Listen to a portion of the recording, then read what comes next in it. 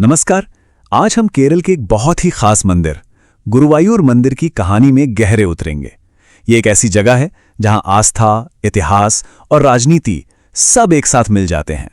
ये सिर्फ एक पूजा स्थल नहीं है, बल्कि एक ऐसा सेंटर है जहां चमत्कार से लेकर सामाजिक संघर्ष और आज की मॉडर्न पॉलिटिक्स तक सब कुछ जुड़ा हुआ है।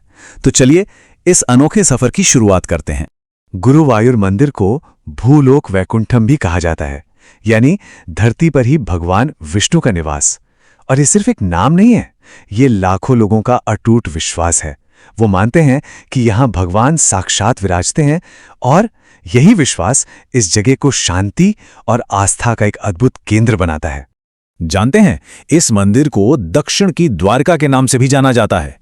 इसकी शानदार वास्तुकला, इसका गहरा इतिहास, ये सब मिलकर इसे देश और दुनिया भर के श्रद्धालुओं के लिए एक बहुत ही खास जगह बना देते हैं।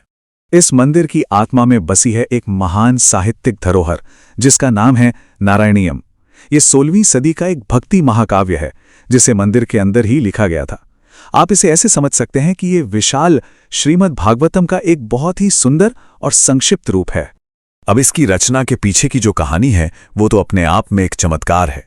इसे लिखने वाले विद्वान भट्टत्री लकवे की बीमारी से जूझ रहे थे। उन्होंने हर रोज मंदिर में भगवान के सामने बैठकर 10 श्लोक रचे और ठीक 100वें दिन कहते हैं कि उन्हें भगवान कृष्ण के साक्षात दर्शन हुए और वो चमत्कारिक रूप से पूरी तरह ठीक हो गए।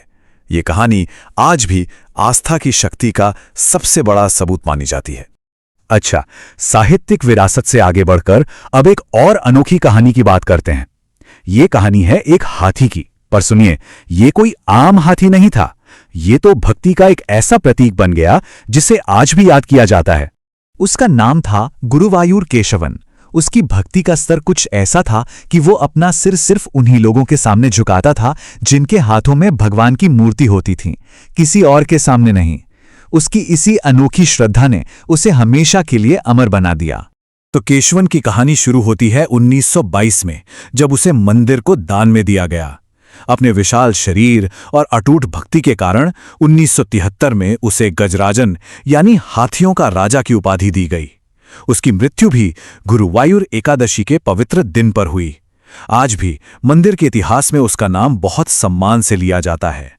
लेकिन गुरुवायूर की कहानी में सिर्फ आस्था और चमत्कार ही नहीं है, इसका एक दूसरा पहलू भी है। ये मंदिर भारत में सामाजिक बदलाव की एक बहुत बड़ी लड़ाई का गवाह रहा है, जहां बराबरी के हक के लिए एक लंबा संघर्ष चला।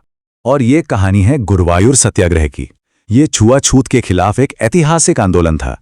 1931 में शुरू हुआ ये संघर्ष तब जाकर 1947 में खत्म हुआ, जब मंदिर के दरवाजे हर हिंदू के लिए बिना किसी भेदभाव के खोल दिए गए। ये वाकई एक बहुत लंबी और मुश्किल लड़ाई थी। इस संघर्ष में आमने सामने दो पक्ष थे। एक तरफ थे मंदिर के वंशानुगत ट्रस्टी जमोरिन, जो किसी भी बदलाव के खिलाफ थे, और दूसरी तरफ थे महात्मा गांधी जैसे नेता जो समानता की मांग कर रहे थे। लेकिन सबसे हैरान करने वाली बात जानते हैं क्या हुई? जब इस मुद्दे पर वोटिंग कराई गई तो 70% से ज्यादा सवर्ण हिंदुओं ने भी मंदिर को सबके लिए खोलने का समर्थन किया। ये उस वक्त एक बहुत बड़े सामाजिक बदलाव का संकेत था। लेकिन मंदिर के इतिहास में एक और बड़ा टर्निंग पॉइंट आना भी बाकी था। एक ऐसी घटना जिसने मंदिर का कंट्रोल हमेशा के लिए बदल दिया और इसे पारंपरिक हाथों से निकालकर सरकार तक पहुंचा दिया। हुआ ये कि 1970 में मंदिर में एक बहुत ही भयानक आग लग गई।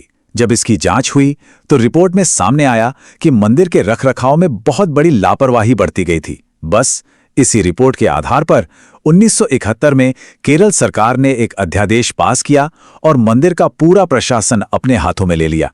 तो अब सवाल उठता है कि आज मंदिर का मैनेजमेंट कैसे होता है।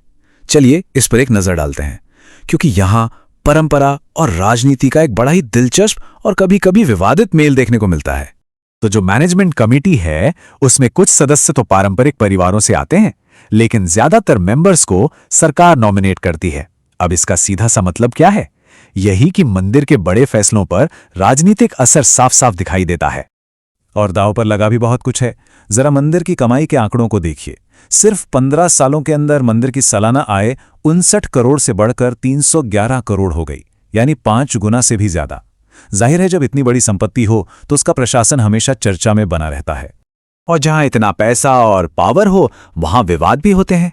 खराब मैनेजमेंट, राजनीतिक दखलंदाजी और करप्शन के आरोप मंदिर पर लगातार लगते रहे हैं, इतने कि कई बार ऑफिशियल इंक्वायरी भी बैठानी पड़ी है। इन समस्याओं को सुलझाने के लिए सालों पहले कई सुझाव भी दिए गए थे, जैसे कि मैनेजमेंट कमेटी में किसी राजनेता को न रखा जाए और राजनीतिक यूनियनों पर बैन लगाया जाए।